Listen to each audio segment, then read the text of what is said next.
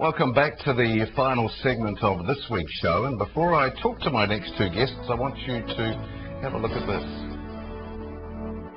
So the heart inside of the kids on this land, and a father who wept for his son. So the grief on his face felt the pain that was laced with this terrible one. Could be true. All the pitiful sight of a young baby's sight, cancer, Chernobyl's flame, and the helpless tears beyond mother's feet, stood in anger of me for their pain, compassionate heart, and lose me to grace, lose me to our Lord. Wow. You know, that's pretty hard-hitting stuff, and to explain a little bit more about the Ruel Foundation is David and Liz. Welcome to both of you. Thank you. So, David, the foundation, where did it begin? I was out in the Philippines about 8 years ago, and I was on another humanitarian project, and I was in a very isolated area way out in eastern Samoa, and I was going through this hospital, and I came across this little boy, and he was lying on this hard steel bed, and he just had this IV in him. There was hardly anybody around, and he was essentially dying. And I had the person who was with me. I said, "What's happening here?" And he just, she explained to me that he had this cleft lip palate, which no roof to the top of his mouth, and he could hardly swallow.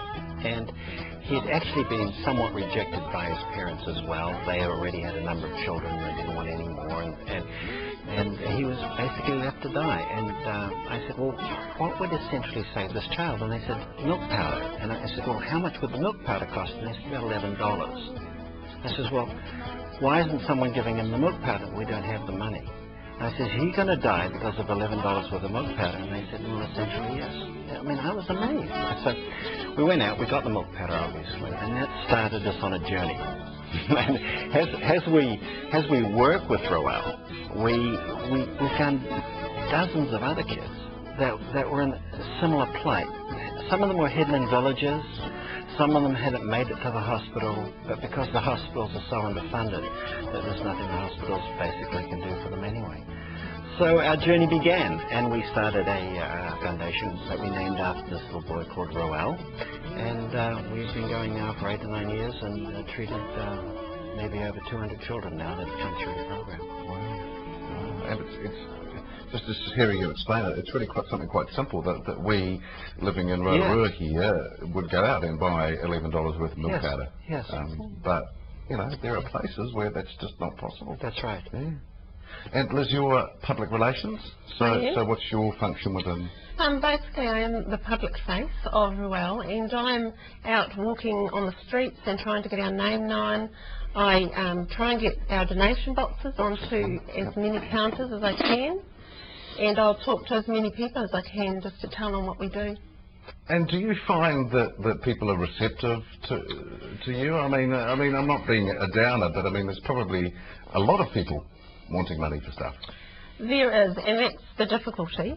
I guess people want to see that the money is actually reaching where they're putting it, and with Ruel you can see that. You can see the children before we care for them, and then you can see them after we care for them. We have a public site on the web that people can look up and see before and afters and see what is happening, and they can actually see it working. And how cool to be able to see. I mean, how cool to be able to know that the money you've put in has helped this child to go from this to this. Yes. You know, that's something very special. Very rewarding. So, Ruel? Ruel. How's he doing now? He's doing really well. He's in school. When we worked with him, we had a wonderful relationship with the local Catholic sisters in that little village, and they took him in, and then we would provide the funding for the process that he went through to get well, because we couldn't just do these surgeries right away. He was too weak. So we had to feed him, but he had the worms in his stomach were consuming what he was eating, and they couldn't give him the anti-worm medicine because that would kill him because he was too weak, and we had this incredible dynamic. But it was a learning curve for us because we began to understand exactly what the real issues were. So finally, after 2 years, we got him strong enough where they could give him the worm medicine. I remember the sister telling me that he threw up, past worms the size of small snakes, which was just amazing, and I've seen that out there. But now he's doing really well. We got him through his surgeries, and the cost of this is a fraction of what it is here. I mean, it's only 650 New Zealand dollars to do the full cleft lip and palate surgery. So it's relatively inexpensive, and they can do it right there in the Philippines relatively cheaply. So he's now moved on to school. He's doing really well. We're just looking at him, a photo of him this morning, and yes, it's very rewarding to see that. So people, if they would like to find out more about the foundation or would like to donate, they obviously look out for the boxes around town, but is there anywhere else they can go to? They can go onto our website. Yep. It's www.ruelfoundation.com, and it's all clearly. Yeah. So Ruel, R-U-E-L. The one. www.ruelfoundation.com. Thank you so much, guys, for coming in today and sharing that special story. Wonderful. And give our regards to Ruel next time you see him. Yes, I will. Hey, thanks, Steve. Awesome. That's it. That's all we have time for on the show this week. Don't forget those 2 complimentary entries to the half marathon with the Kingsgate and the New Balance 10K fun run to give away. tvrotorua.co.nz and go to the Rotoview page to enter your name, and we'll announce the winners on next week's show. Take care, and we will see you next week on Rotoview, local and love it.